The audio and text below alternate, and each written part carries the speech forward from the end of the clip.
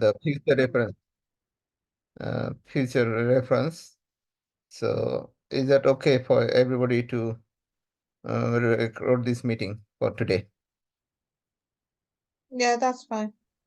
Thank you. Okay. First of all, I'll share my mentor, Mr. Paul Smith. One of the videos on only for 5-6 minutes. Hopefully, you will enjoy. Then I will come to you on these topics. Can you see my screen share? Yes, we can see the screen share. Okay. Let's play. The rules for any joint venture needs to be compliant with FCA 13/3. That's Financial Conduct Authority 13/3, and it applies to any joint ventures within the United Kingdom. So I'm going to take you through the three main tests. If you want more information on this, just Google FCA 13/3, and there's plenty of information online about what you're allowed to do and what you're not allowed to do. But in order to joint venture with someone, now to be clear, this is not just lending money from them. This is entering into a joint venture where you literally share the profits, share the rewards. You may be on some sort of profit split. You may be sharing a tax benefit. You are literally in business together. You are not simply taking a loan. So if you wish to joint venture with anyone, then they need to satisfy, the individual needs to be able to satisfy one of these three main tests, not all of them. So here's the first test. They need to be high net worth. Well, what's high net worth?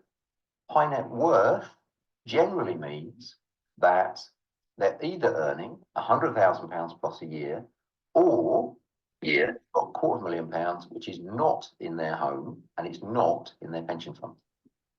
So somebody's got a job and they're earning £150,000 a year because they work for, I don't know, British Aerospace. That means they're high net worth.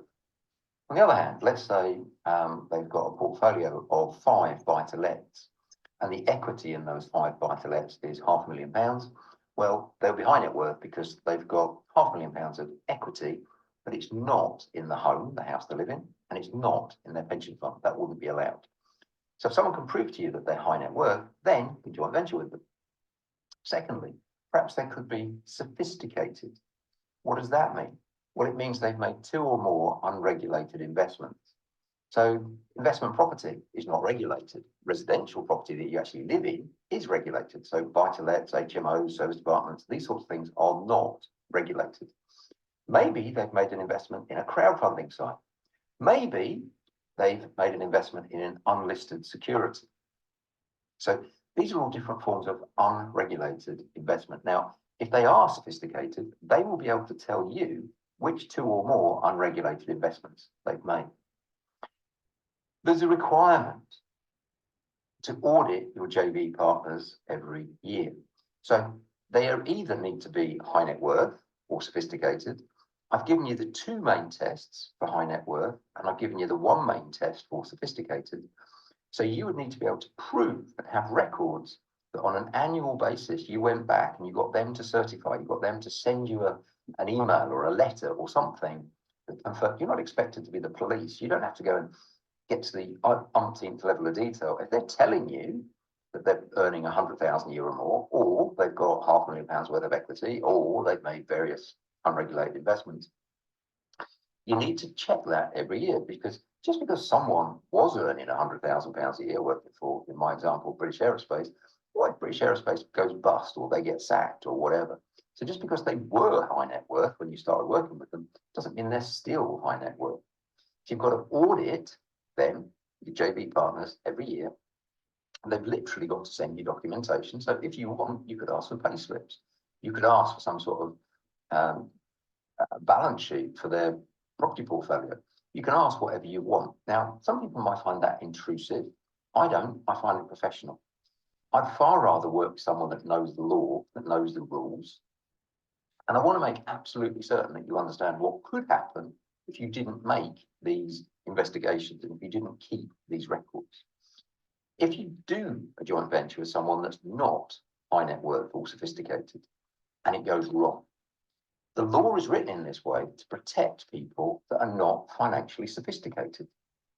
So if you've asked someone to participate in a scheme and they don't understand it because they're not sophisticated or high net worth, the law says potentially that's your fault. So you've enticed somebody into a scheme that they don't understand, and this is why you need this proof. And if something went wrong, and if they made a lot of losses, now I know there's a lot of ifs in that sentence, in theory, they could then sue you. So you don't want to open yourself up to the risk of being sued. You need to make sure, not that you think they understand, but the law acknowledges they understand because they've certified themselves as being high net worth or sophisticated. Now, in the Fast Start Pack, you've got resources associated with this course. In the Fast Start Pack, you've got a document called HNW, High Net Worth Stroke Sophisticated. Just pull it out and get them to self-certify according to that every year that you do business with them. Because in many ways, it's as simple as this. Two people meet, they share an idea, they want to do business together. But make sure you're protected from a legal point of view by getting them to fill in that very simple high net worth or sophisticated form. They can self-certify, you keep a copy of it 7 years, and they are assured that you know what you're doing. Right. I think the module is finished now. So here, I'd like to add something. On basically, it was my personal experience. Back in the days when I started my property journey, I thought my friends are gonna be invested their money in my property business, and I borrow money from them or did a joint venture with them. And the problem I faced, it was enormous problem, and it was like a awful experience. Although they didn't take me court or anything, and there's no ugly thing happen. It's just a relation was not good with them. Because first of all, I was new and I was not too sure whether I can make a good outcome or not. So what happened? Um, s- at some point, we had to leave the business um, like taking some losses on my shoulder, so that they can get their money back, and I had to pay those losses. So that's the reason I decided if I do any project in future, I will go with the people who knows what they're doing and how much money they are investing in. I need to double check with their portfolio or their background before I take them on my project. So I'm sure you probably have this kind of problem in the past probably, or maybe you are planning to have a joint venture with somebody. My highly recommendation is not to take money who has got like a 10,000, 20,000 for their savings to buy something in their checklist. But the thing is, um, if that 10,000 you take, you can make successful business, but there is a risk. But if you think this 10,000 you're taking and you will give them a good return, you can do. There's no harm to take this money. But my recommendation is whoever you do the joint venture or make a group, you need to be aware what is your circumstances, whether you can return this 10,000 in case the business you will try to establish and something goes wrong. Hopefully you will successful in the business, but my recommendation is to uh, do your due diligence before you take anyone's money, even if it's a 10,000, 20,000 or 30,000. Because most of the people we know, they have got a very limited saving. It's not like they have got a millions pounds sitting in the bank. Most of the time you'll see people in our surrounding, maybe 10, 20, 30, 40,000 saved to do something.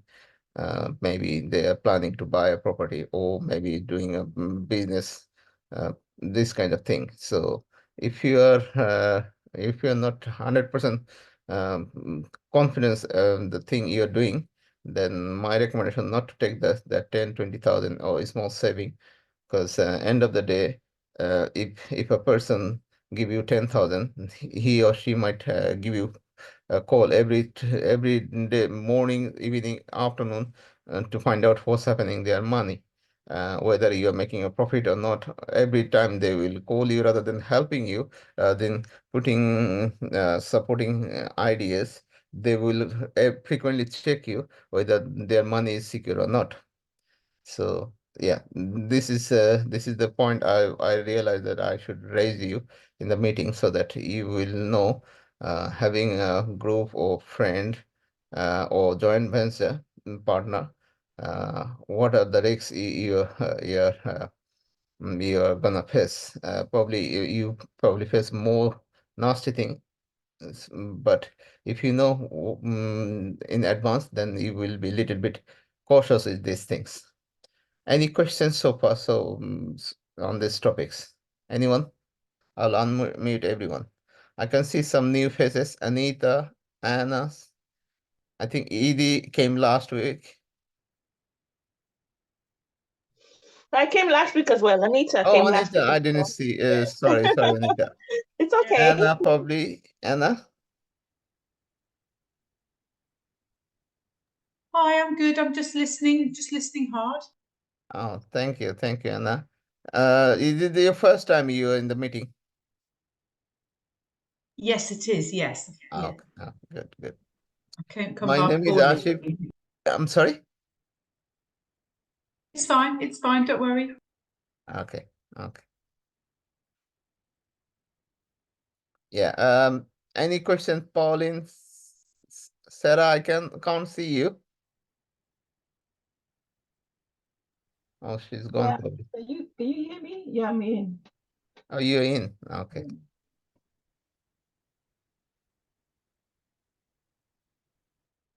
Okay. So you're clear with this JV partner thingy.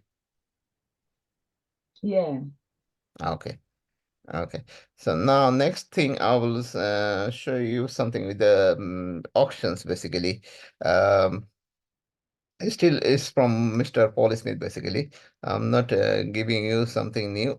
What I'm doing is just giving you a brief idea, and then I'll come to my real, what it called,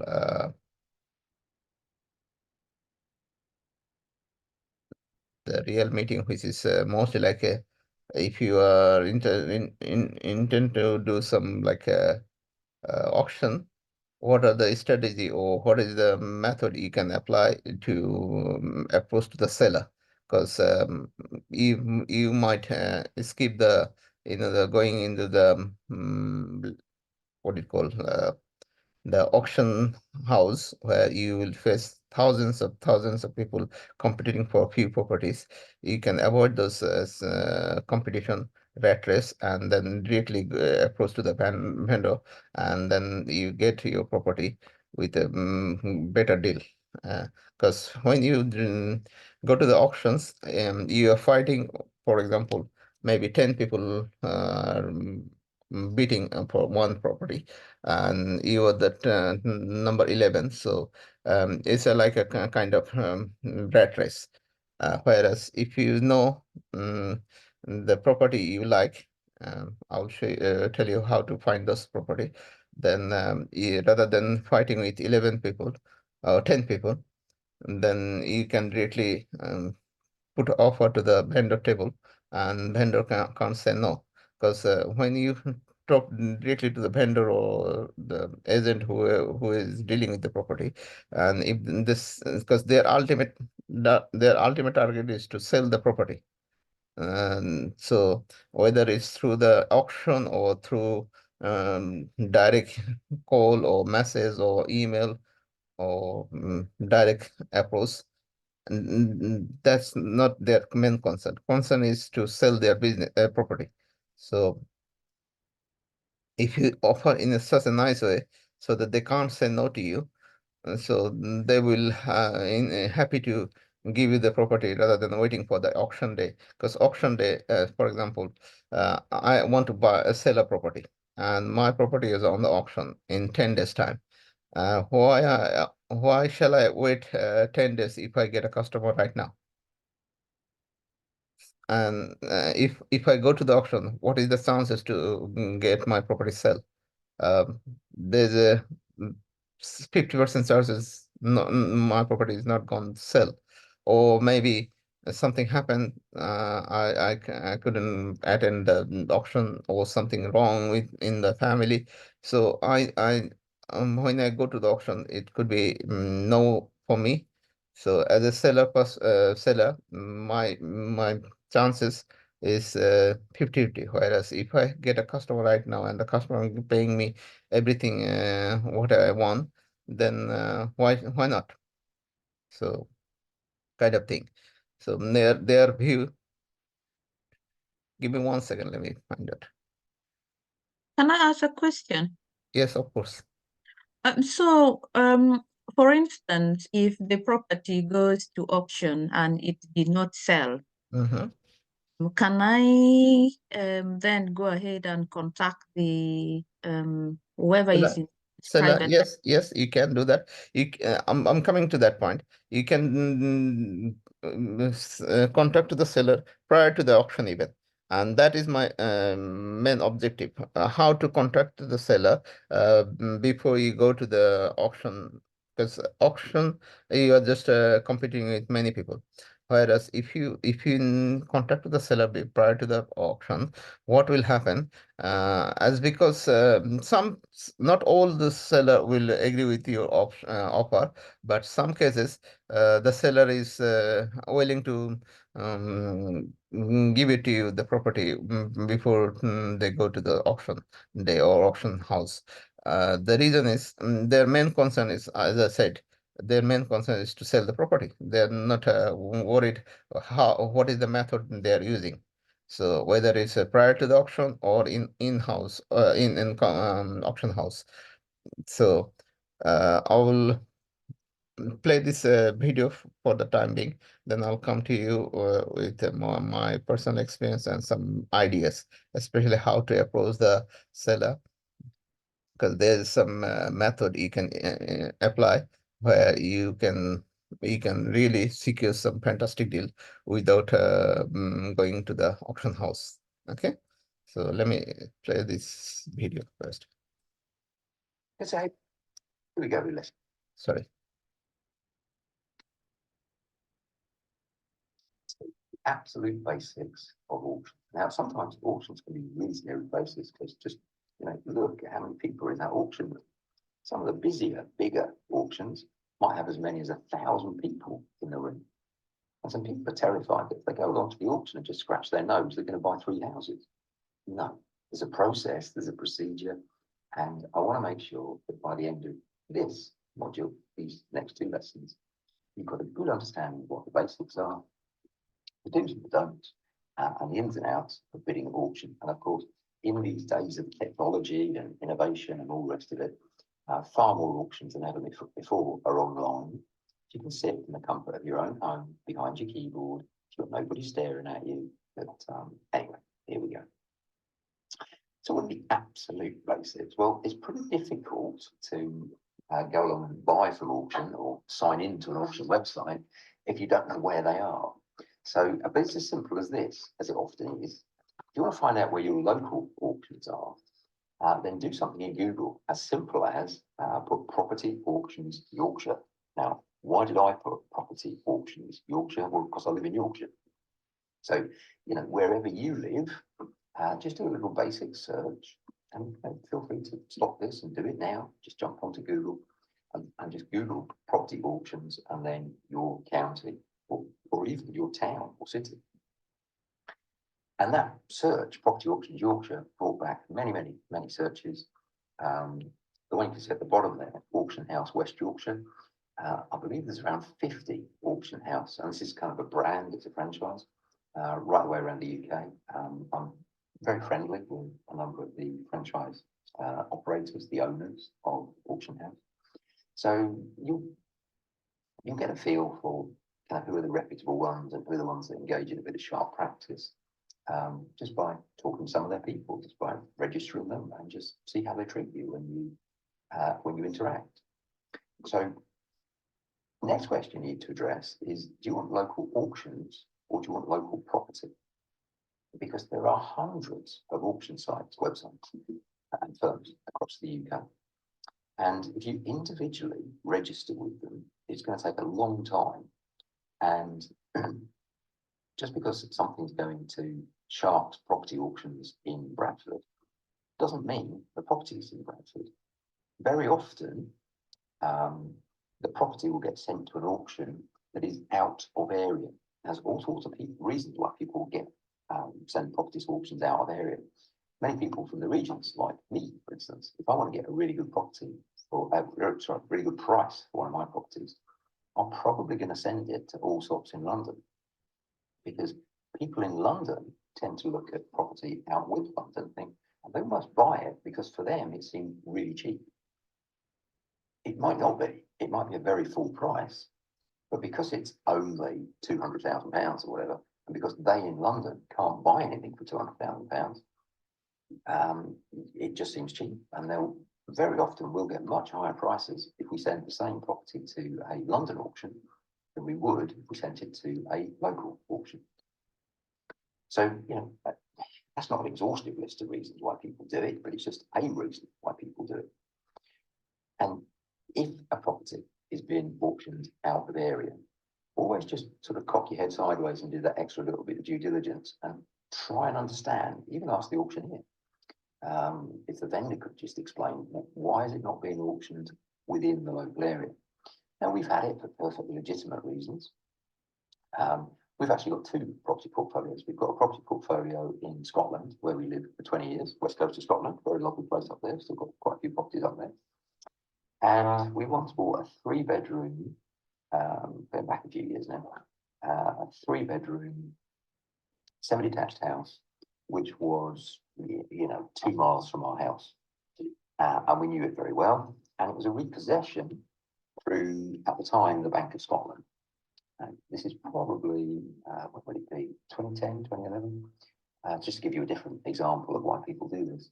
And the auctioneers that the Bank of Scotland were using at that time to clear their auction properties. So this was a repossession, and they just sent it to auction to get their mortgage money back. But they had already repossessed it, and they just wanted to send it to auction to get their money back. Quite a lot of banks and building sites and stuff do that. So, but the auctioneers that they use, they've got a national contract.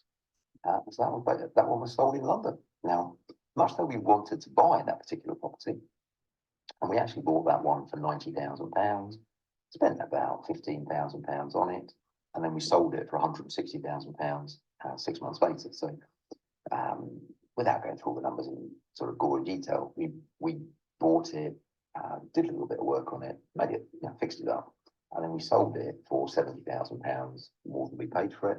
But we'd spent, I believe the figure was about £15,000, so we made about £55,000 in one deal. But where we lived, half an hour from Glasgow Airport, to physically go to a London auction would be, a day out of our lives. If we both went, me and Annika and my wife, it depends how we did it, but it could easily cost us £500 to get there and back. And then let's say we didn't buy the property. So it's quite a big time and money consideration in terms of attending the auction. So we decided to do it by telephone bidding, and I was out at the time, and when I came back, I discovered that Annika had bought the property over the phone, which was great. So, weird though it sounded, the property was like 2 miles away from where we were living, but it was being auctioned 450 miles away from where we were living, just because that's how the bank's infrastructure is set up. So there's all sorts of reasons why I want you to ask this question. Do you actually want local auctions, or would you prefer local property? Because I'm pretty sure you probably prefer local property. Now, local property may or may not be getting sold at your local auction for all the reasons I've just described. So how about you could view virtually all UK auctions on one website? I'm saying like 99% plus, because obviously if someone sets up an auction company tomorrow, they're not going to be connected to this website. But almost all UK auctions, residential and commercial, on one website where you can search by postcode, you can search by property value, you can search by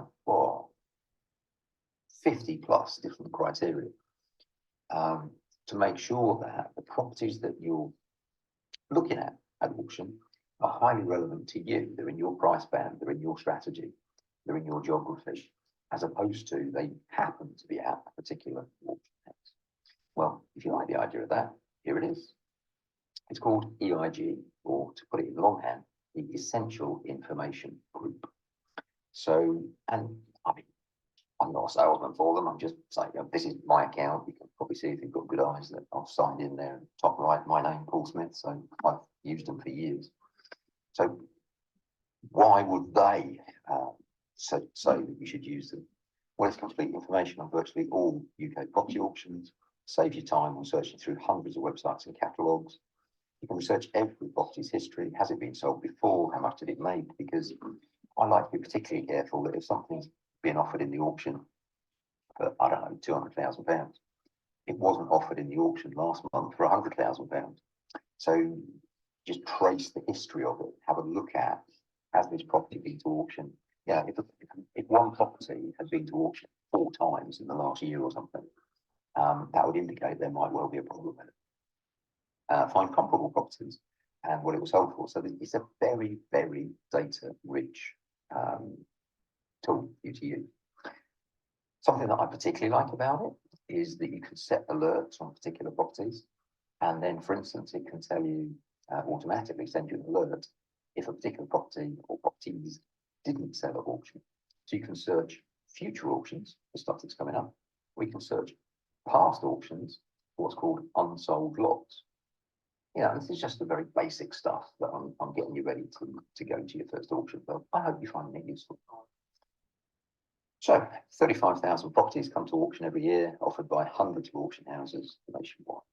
So I'm just showing you that really to give you a feel for the kind of searches you can do. This is a paid service. It costs a few £100 a year, but it, you know, even if you only buy one property every 5 years, you're probably going to make tons of money from being a part of this service and actually buying property. And there's no usage limit. You could be on it for 10 hours a day if you want. So use it however you want to use it, but I'm strongly suggesting you might want to consider using it.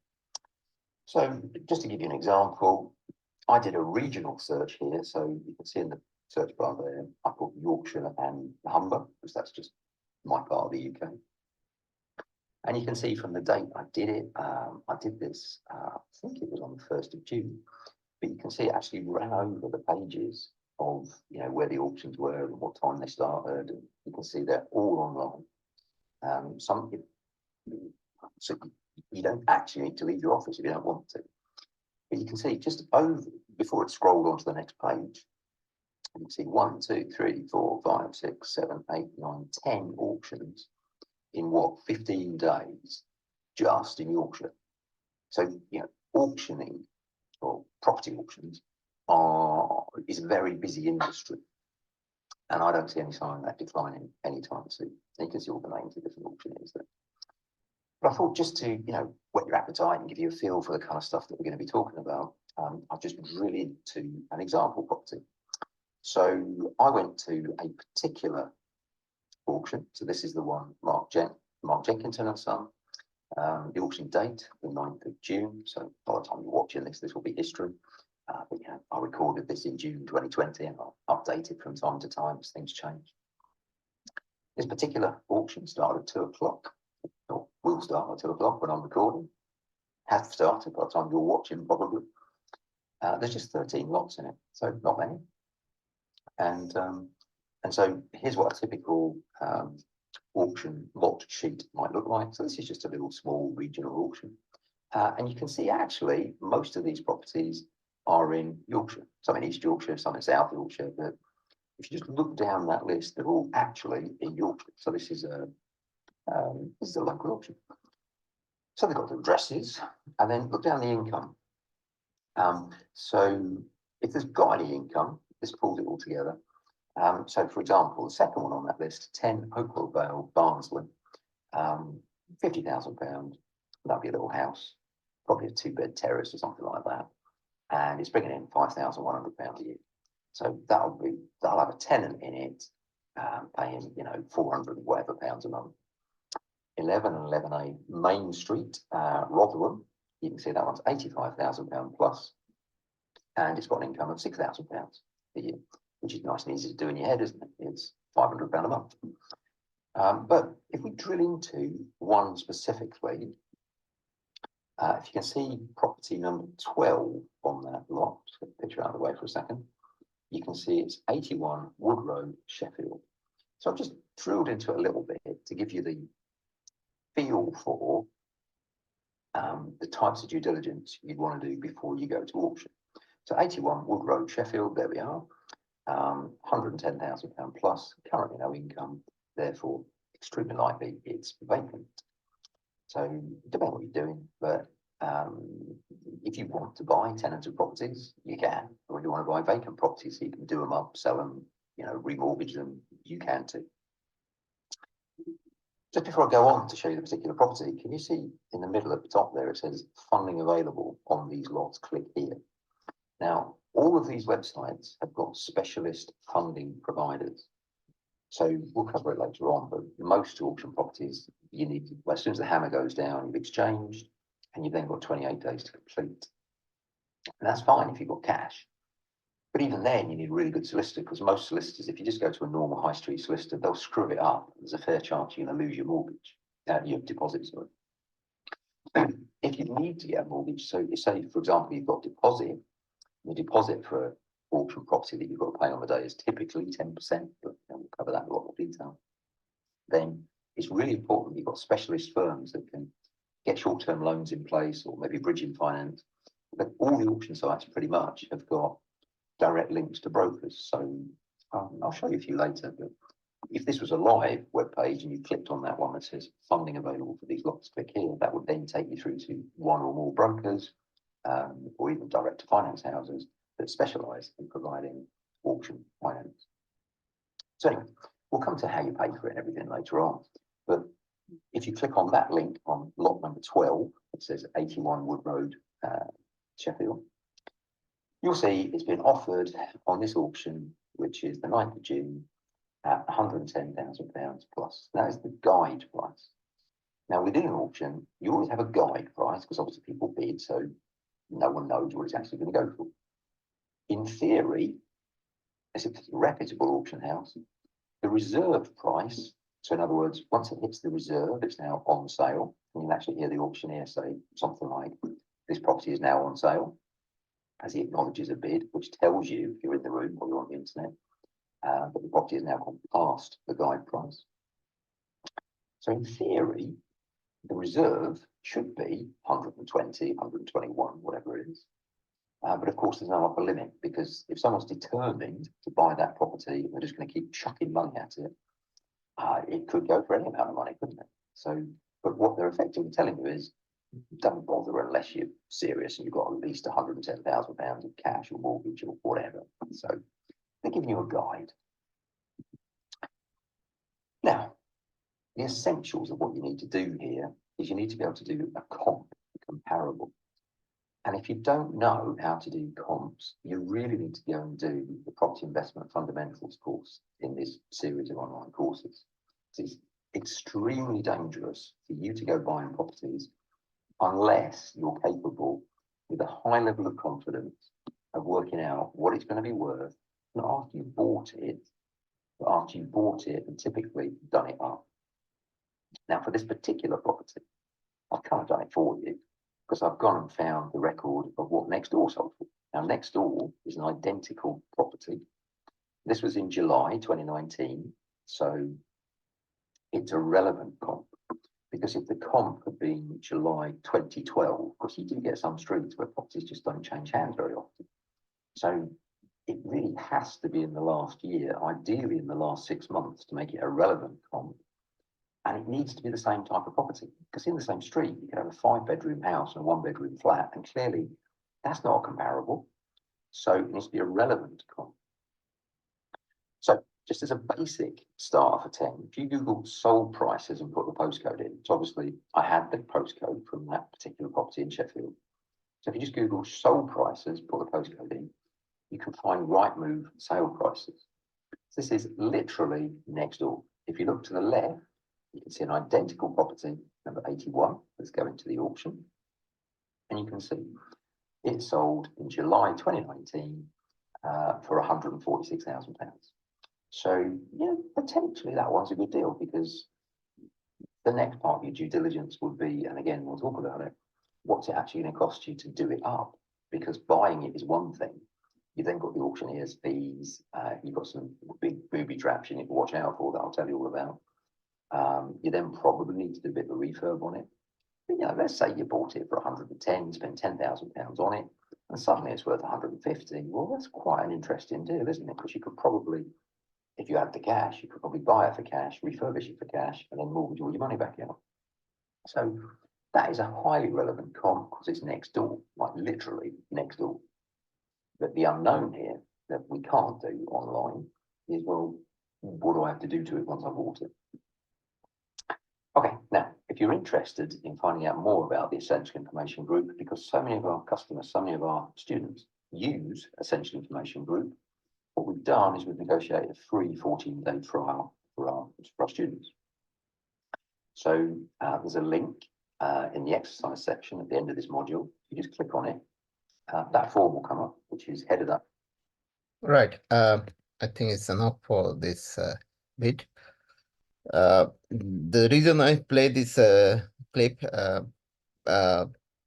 basically, we all at some point try to buy property or from the auction houses, and there's no harm to do that. And you can, I mean, some of us already have that kind of experience in the past, or if you're thinking to have this kind of property in your hand, you can do that. And I'd like to say, is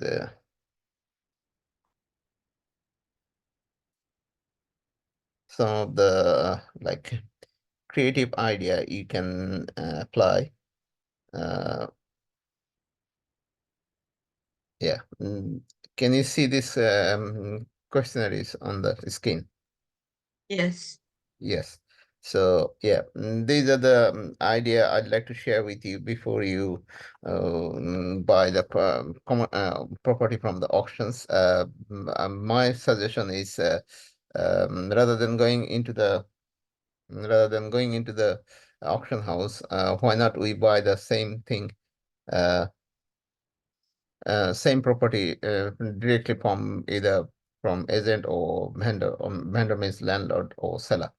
Yes, and how you can do that? You can call if you registered with the EIG, as the Mr. Paul Smith mentioned, that EIG is a company where they listed all the auctions house listing in their website, and you pay them monthly subscription fee, which is like a £50 a month. I think 600 last time. I mean, I didn't even bought it for this year yet, but I will buy it in a couple of months time, because right now I'm not focusing on the auction properties.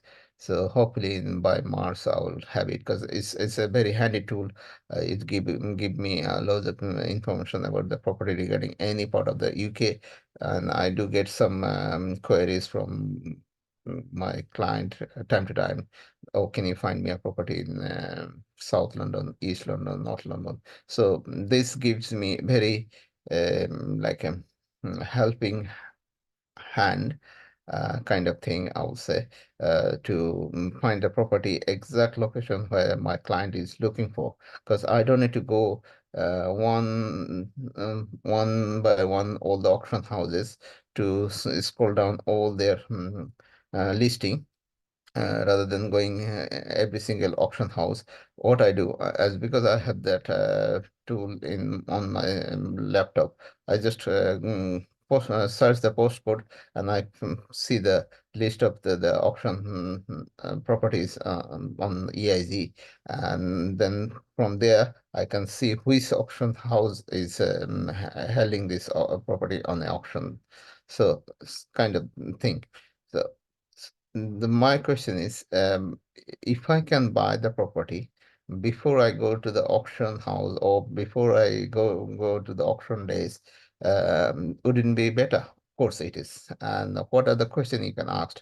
First, you can call the seller or agent or auction house, find out as much as information as you can, and then ask them one basic question: is it the seller is interested to sell prior to the auction?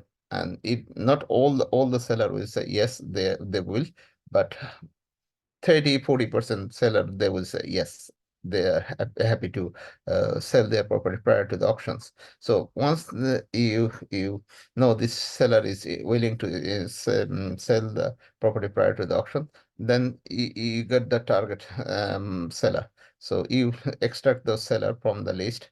For example, you pick 10 properties. Out of 10, maybe 4 or 5 properties seller are interested to sell their property prior to the auction. So you select those 4 properties into your special seller list, and then you asked few basic, I mean, as many questions as you can, and then the main question you can ask, these are the few things, like the second, third, fourth, and fifth. These are the uh, basic question you can ask, but before that, you need to be open-minded. You need to open-minded in a sense, like definitely all the seller wants to get the maximum money, but you need to do your diligence check whether it is really worth it to give them more money to get the property in your control, or you want to have a you want to have the other strategies, because all the property you will acquire, the main objective would be the how to pay less money to get the property in your hand. So how you can do that? You ask some basic questions, and then you say, okay, Mr. Seller, what do you want? You want money into the bank first, or you want to um, get the maximum, like the question number 4, are you prepared to wait to get the maximum as possible? So most of the cases, people like to have a both. They want to get a maximum money and the money in the bank first.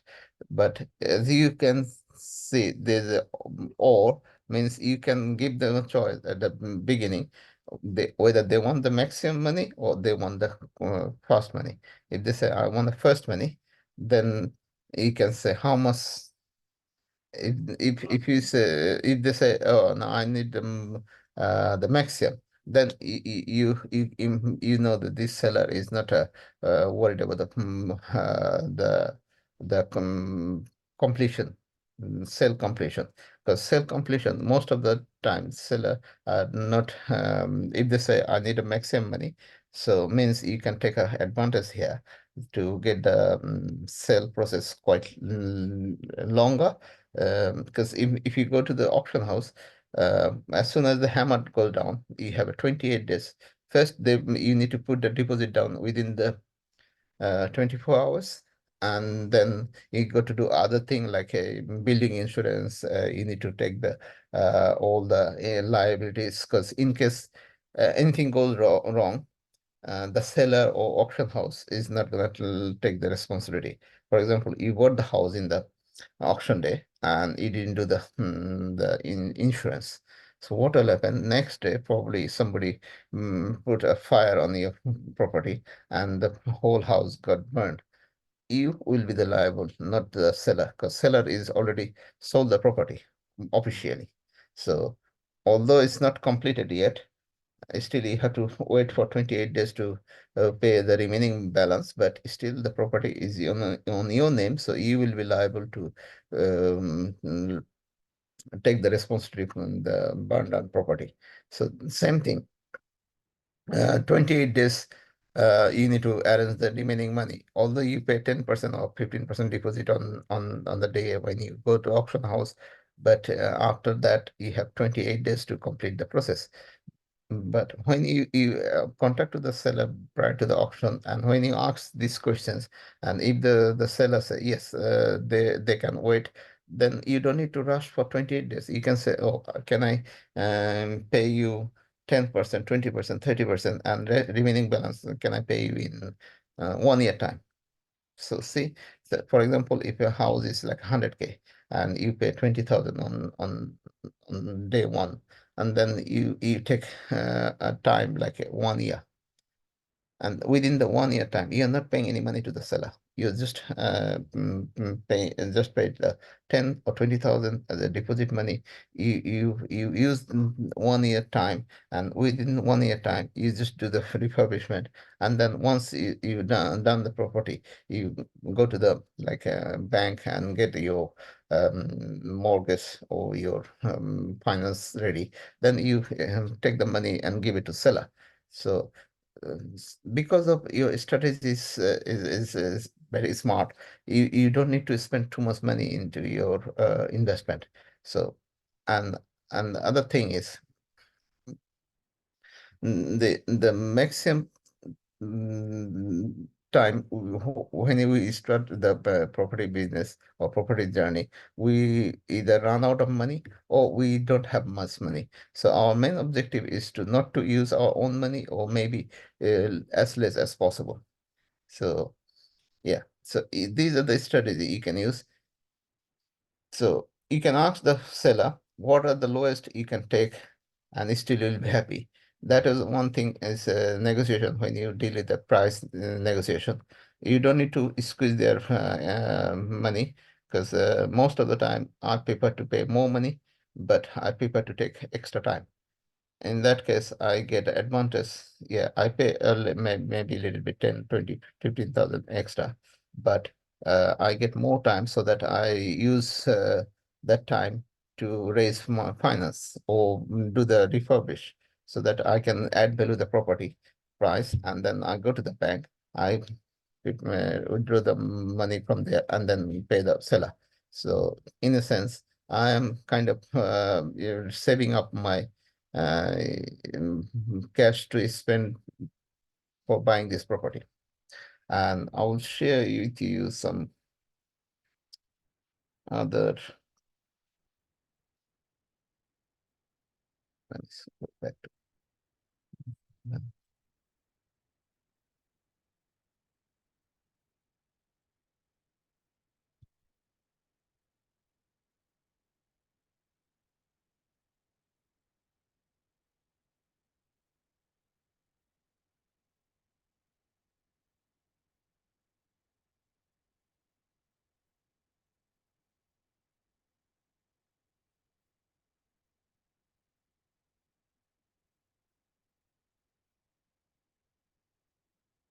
Yeah. No, I think I didn't send it to my email. Anyway, that's it, pretty much everything I think I mentioned on the auctions. So any question for me so far?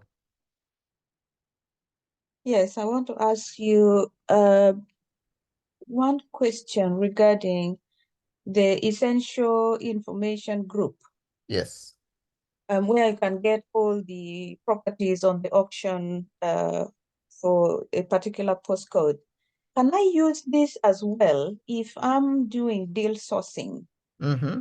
to get the property in a certain location Mm-hmm. and then contact the sellers privately? Seller or agent, yes. Or the agent privately before auction, or if the property does not sell in the auction, I can still chase them up and then add them up to my portfolio of properties that I want to do as deal sourcing. Yes, I mean, if you buy the subscription, which is £50 a month, it's a yearly 600 £600, and then you can just use as much as you can. I mean, there you don't have to worry. This is the 1 year package. They will give it to you. I mean, subscription, and then random time. You don't need to use only one time, two time. You can use as many time as you want, and you can extract the data from there, and the searching option is there. When you buy the subscription, you can ask the I think the lady called Mary. If you asked her, she will guide you how to use their subscription, how to use their software. So yeah, then they will show you. Or if you are, I mean, if you just buy it, then it's not a very complicated. There's a very simple method. It's like same as like a Joomla or Rightmove. The way you search property on Zoopla, how do you do? You go to the Zoopla website and then you type the postcode, and you put the filter on, like what are the range, area range, or price range, or bedroom numbers. All this filter you apply, and then you put search. Then all the property on that filter list come appear on the screen.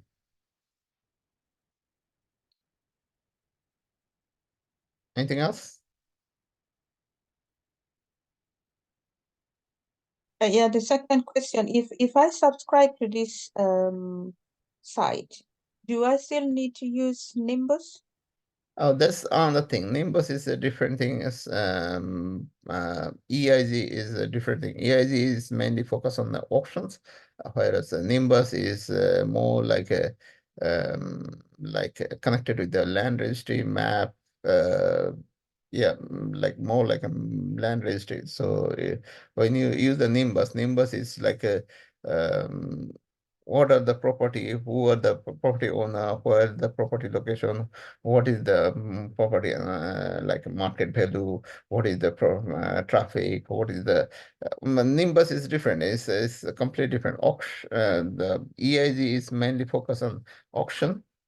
So if you are just looking for a property to buy from auctions rather than individually going on all the auction house, you can use your laptop to find the property you're looking for. So for the auction, EIG, and for the other thing, like in finding a property, commercial, residential, or for land, or any source of property, Nimbus is the tool to use. Thank you. You're welcome. Atif bhai, you okay?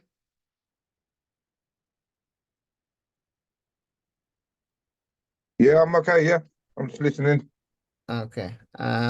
Anita, Yes, I'm okay. Thank you. Sarah, I'm checking with everyone basically. Anna, Sarah. Yeah, Yeah. I'm fine. I'm fine. Just listening. Okay, good, good. Yeah, basically, I've touched the auction bit today because I've been saying last couple of meetings that I will bring the auction thing, and I will continue this class every week. Basically, I'm just randomly touching everything.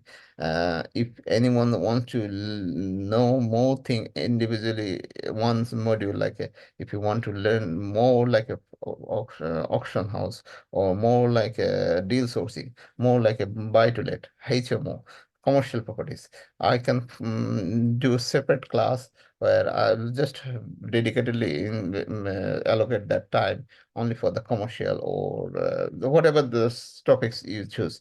But this class is, I'm just touching everything, bits and bits here and there, everywhere, so that you will know what we are doing. And the reason I'm doing it, because so many people has got different idea about the property business, property journey. Some are interested to do dual sourcing, some are interested to do service accommodation, commercial properties, land, buy, refurbishment, refinance, all this thing, all sorts of things.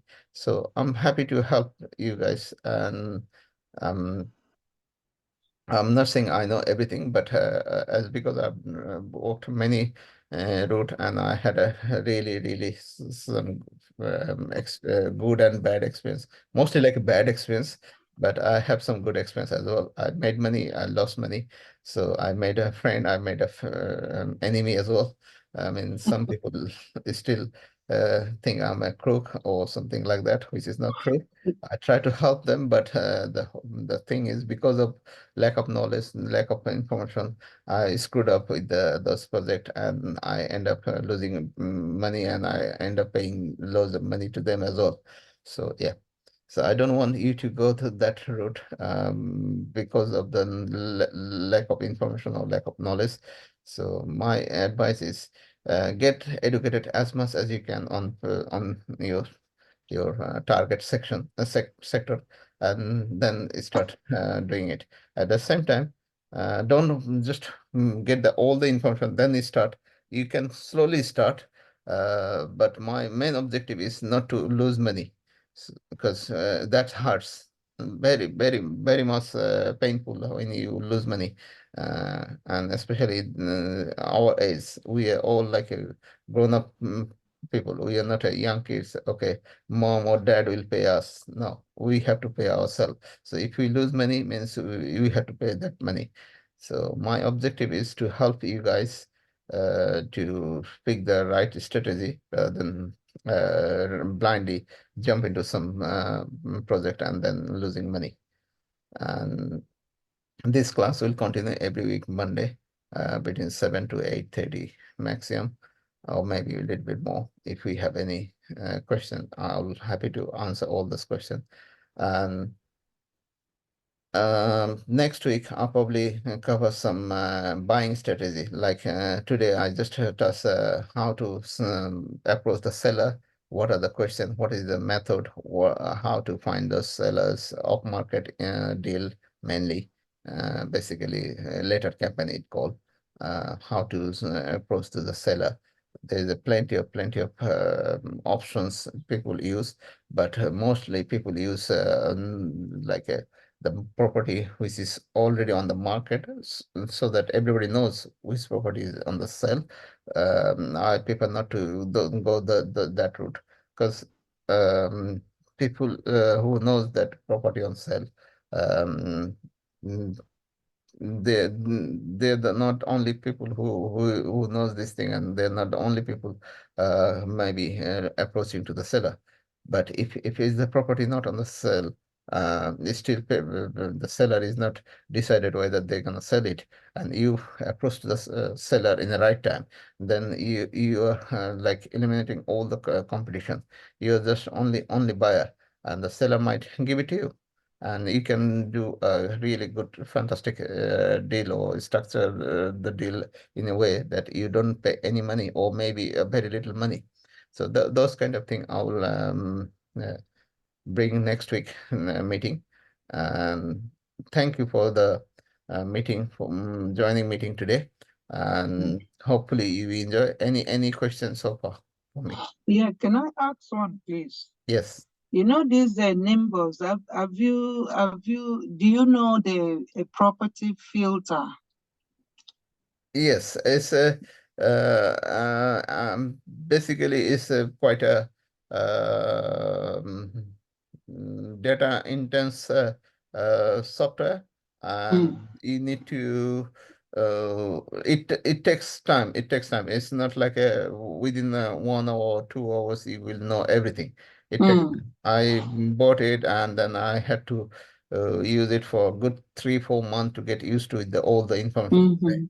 It's like Okay, what I wanted to ask, because yes. they look similar, which do you think has more benefit, or they're the same? I'm sorry, your line was a little bit. Okay, can you hear me now? Yeah, I can hear you now. Yes. Okay, I was asking, if you compare the two, what do you think, which is better if somebody is to buy to use?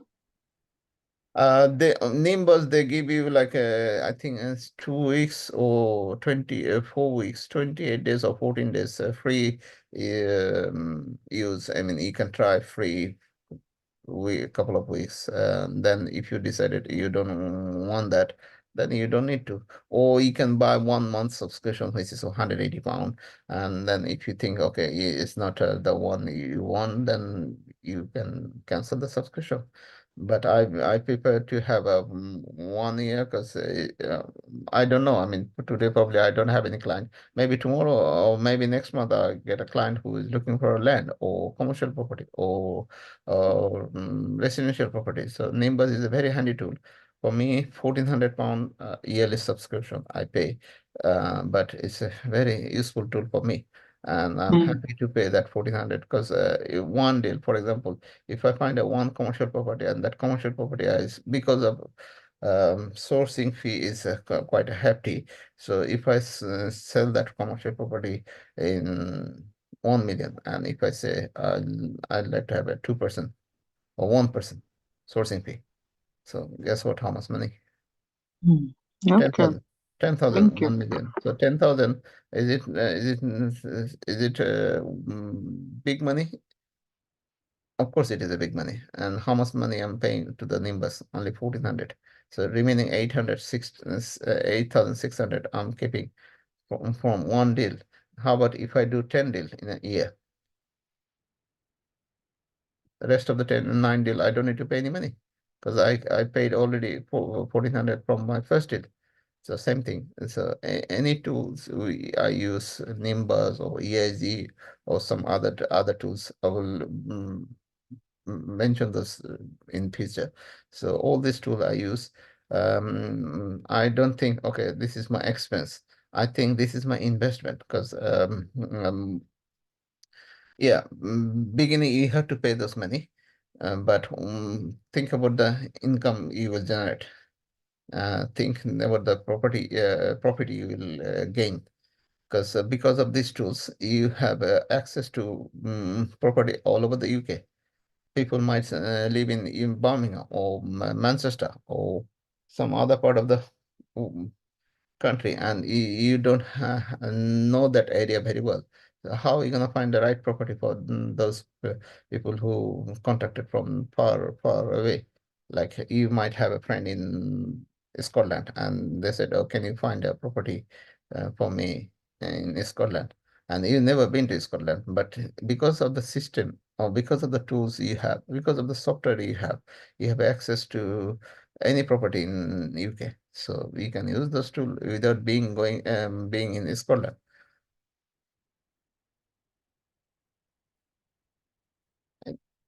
Is it clear, Edie? Yeah, thank you.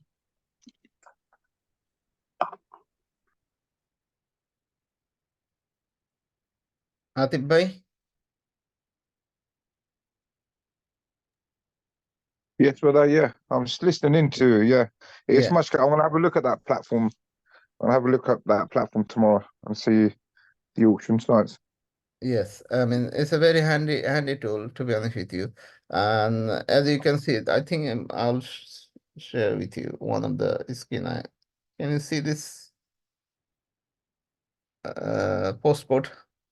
Edmonton, London, N9 8PE.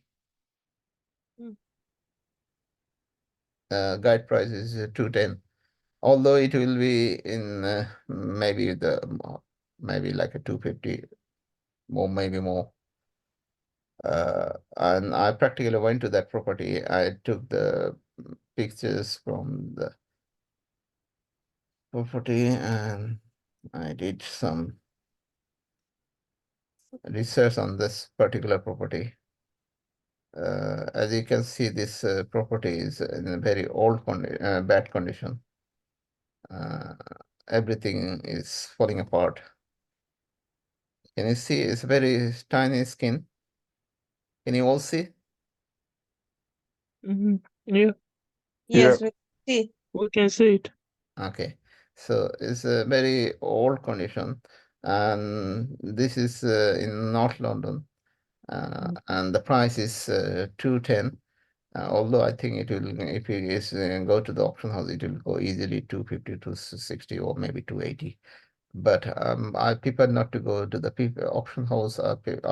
What I did basically, I contacted the seller and says I asked whether they will sell it to me before, I mean, prior to the auction. And unfortunately, in that case, it didn't happen because it was not directly to the seller. It was, I think, Savills was doing the auctions. So Savills said, mm, oh, I'm a little bit late because I contacted the Savills just 3 days prior to the auction. So they said Okay. it's too late. It was like a last week they could do something, but right now because the landlord doesn't live in the country, so it's very Okay. complicated for them to contact with the landlord. So Mhm. yeah. But last week, if I could contact to the sellers, they could either email them or email to the seller, or they could communicate with the seller so that they can do the negotiation before the auction day. So, Mhm. but my advice is, see this for condition. If it's a 210 or maybe two, Okay. it's two like a maximum. What is your price? It'd be 280 maximum on the auction day. So I'm happy to pay 290 because the reason I am happy to pay 290 or 300 even, because the postcode N90 8PE. Mhm. When you do the your diligence check or Google search N90 8PE, if you do the right Google search, you got a floor plan, how many bedrooms is there, and what is the possibility you can do one two room extension at the back, because this is the property basically. I will show you the rear back.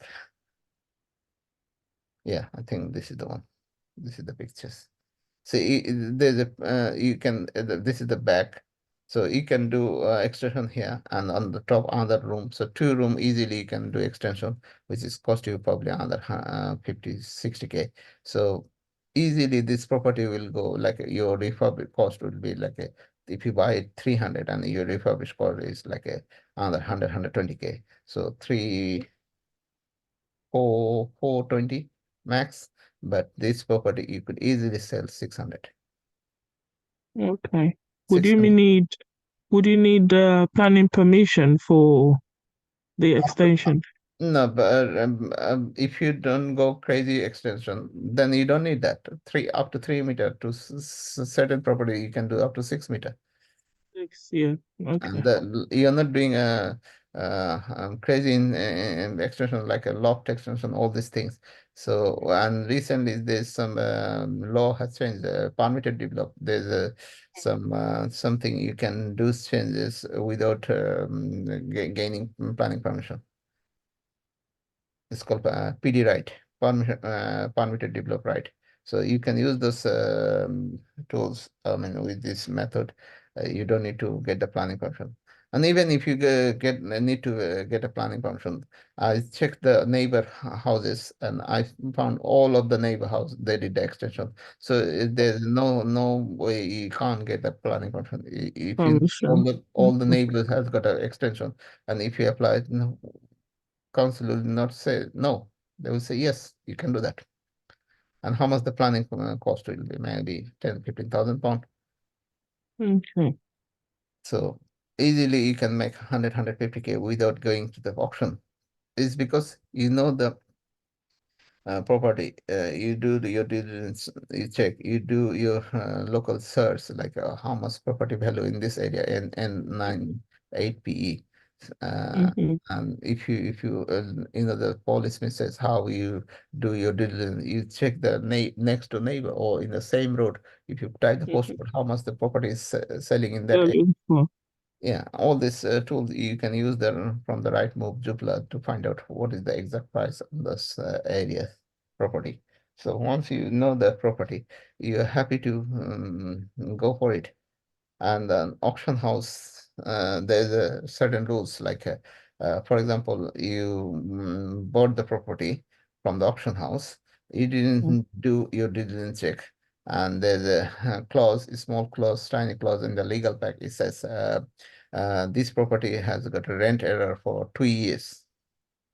And imagine if it's a 2 years rent error, and on the legal pack it says you got to clear on seller had to clear on the auction day, and you didn't check the legal pack, although you use the solicitor, and maybe sometimes you don't.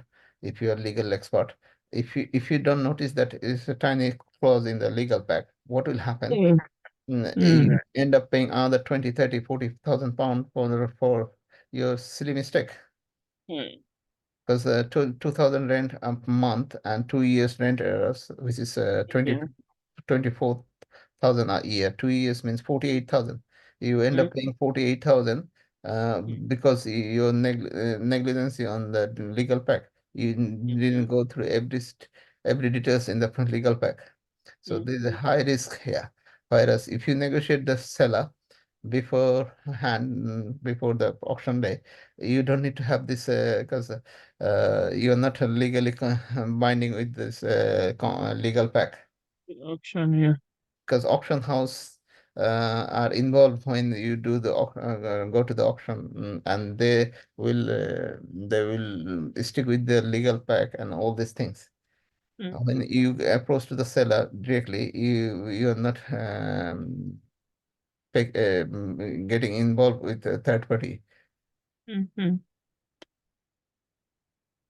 So yeah. That's out of interest.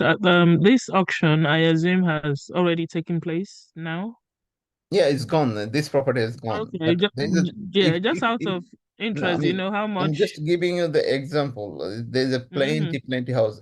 You seen that video? Policeman says every year 35,000 property comes to the auction. So it's not like a one or two property. You get a plenty of property. Yeah, So yeah, I was just wondering, just out of interest, do you know how much it eventually sold for at the auction?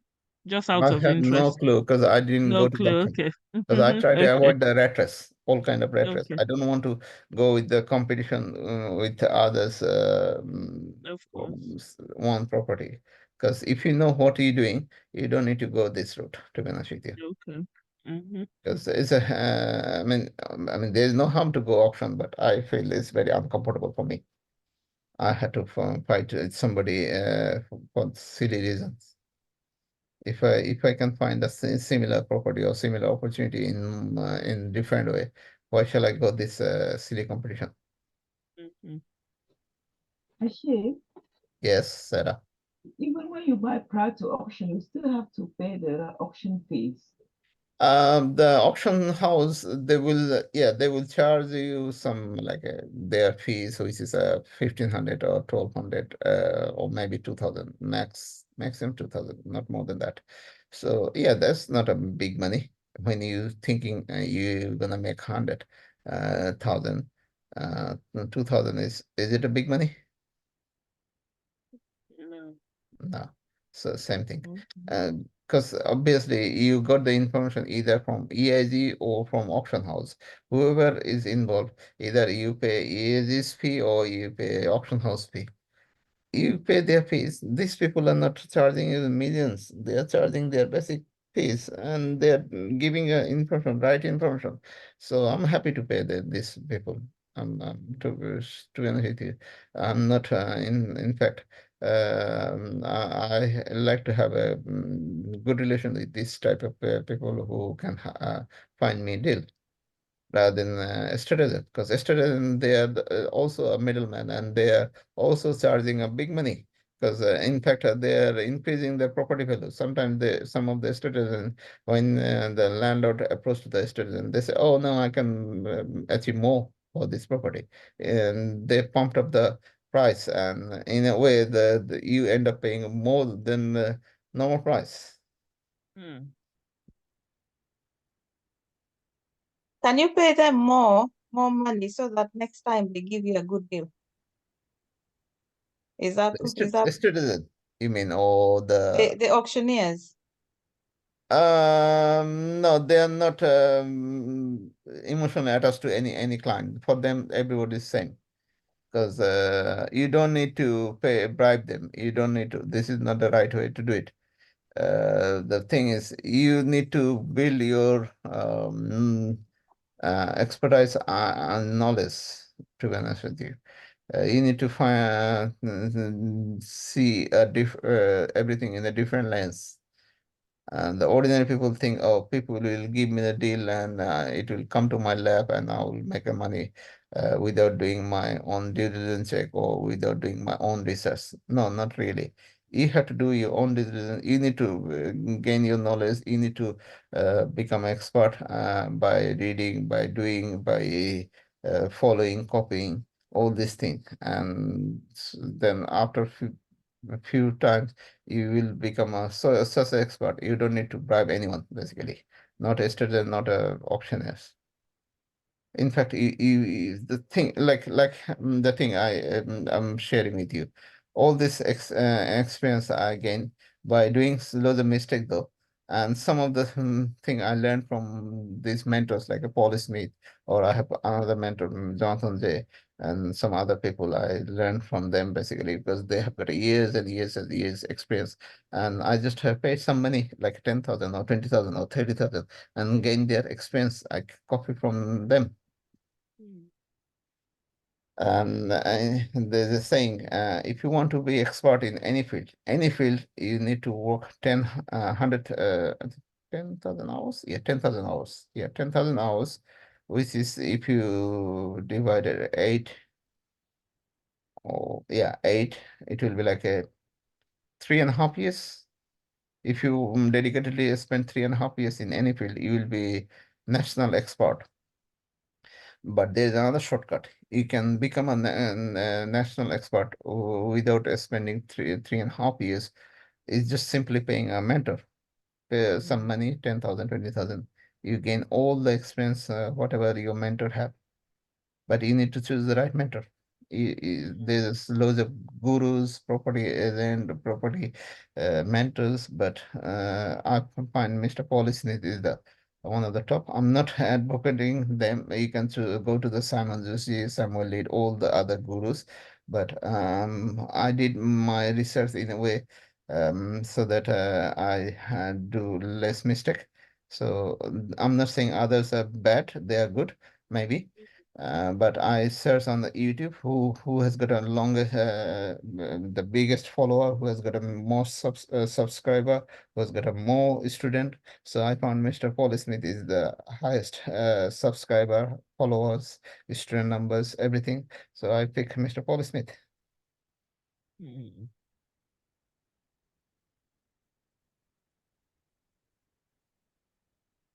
Any question? Yeah, in terms of the mistakes that you mentioned every now and again that you've made, Mhm. I don't know whether in previous, I know this platform probably started fairly recently, but I'm sure maybe I've missed one or two of the meetings, having just joined last week. So Yes. I'm not sure whether as we go along, you're able to share in details the mistakes that you've probably made so that we can probably, I be mean, aware of that I one. have like a thousands and thousands of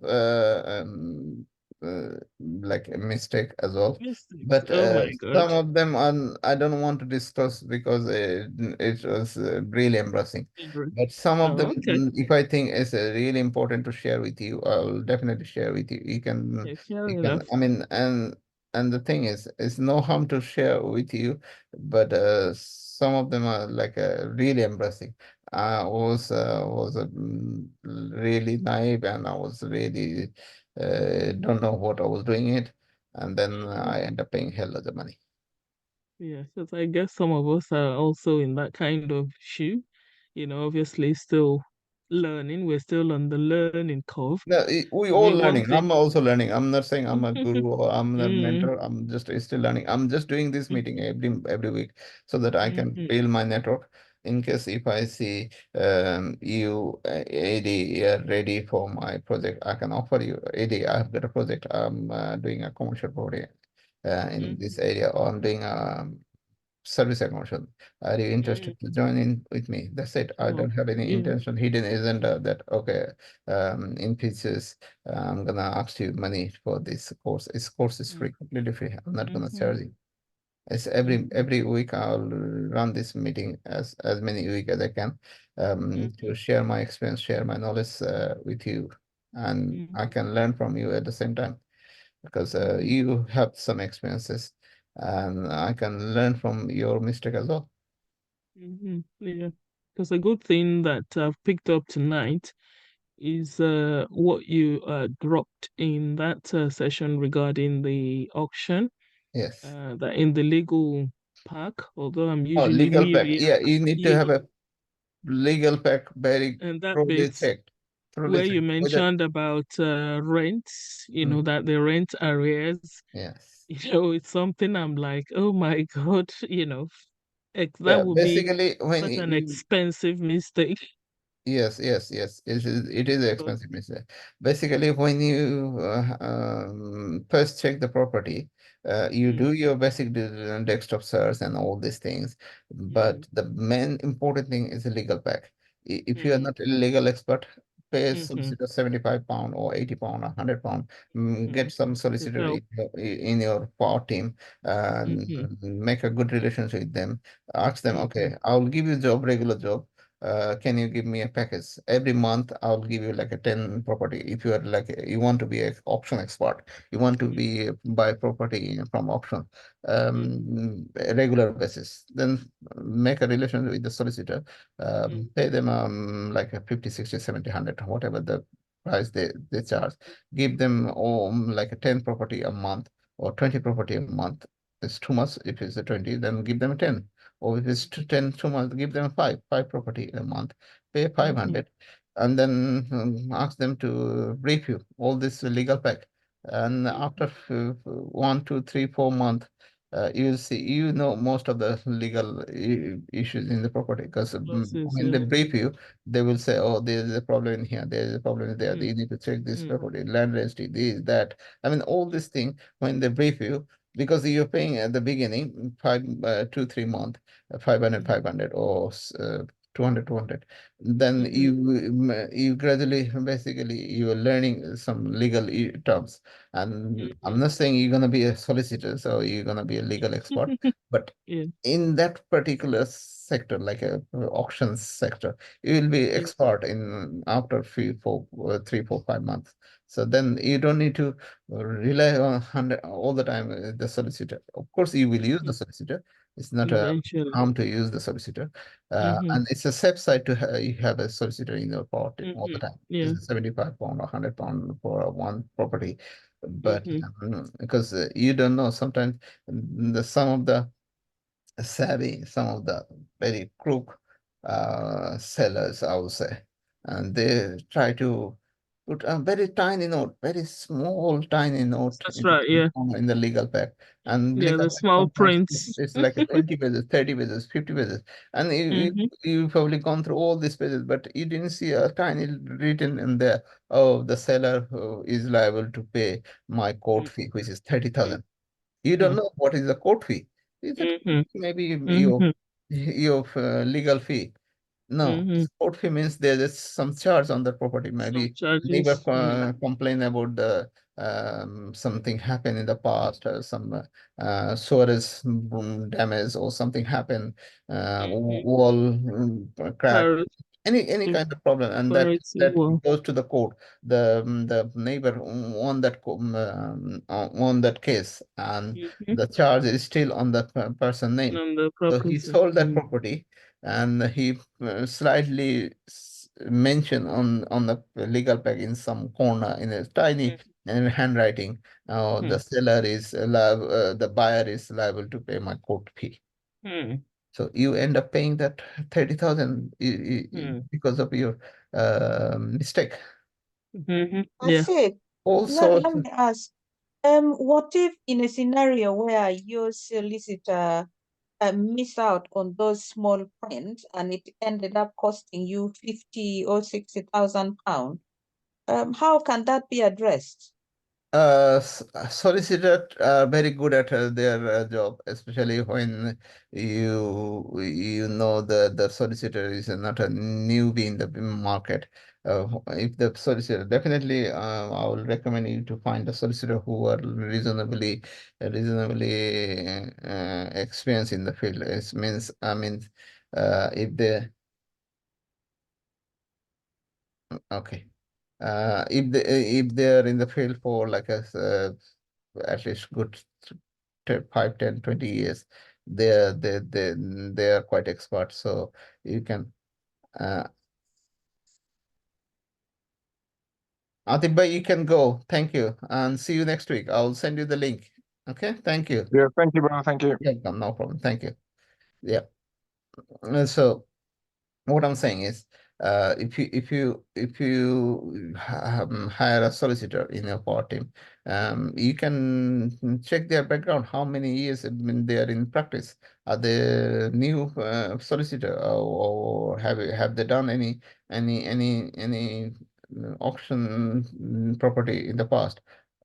Just check their credential. If they are oil experience, then use them. Otherwise, you go find another one.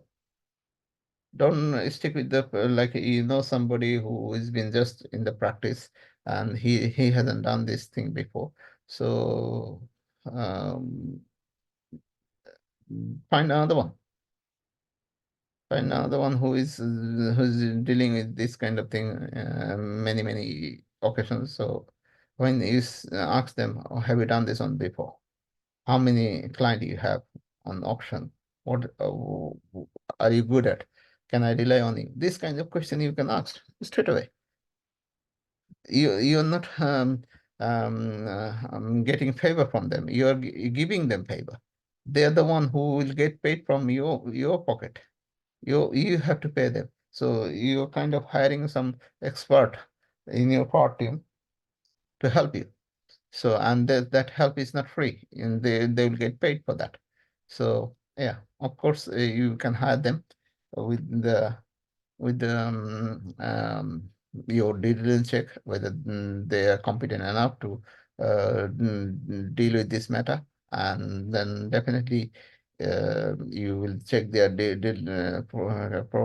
profile, and then there's a chance, very like chance to make this kind of mistake, because they are professional. If they do mistake, then what is the meaning become a professional? So yeah.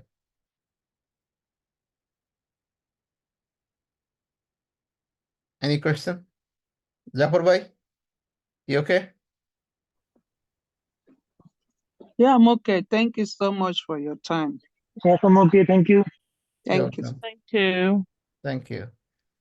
So yeah, I think pretty much everything for today. Yep. Anything, I mean, next week it will be more like a seller, how to approach to the seller, what are the strategy you can use, negotiation technique, all these things I will bring to next week class. Okay. Okay. Looking forward to that. Thank you. You're welcome. Thank you, AD. Thank you. Okay. Bye-bye, everybody. Bye-bye. Thank you. Bye-bye. Bye.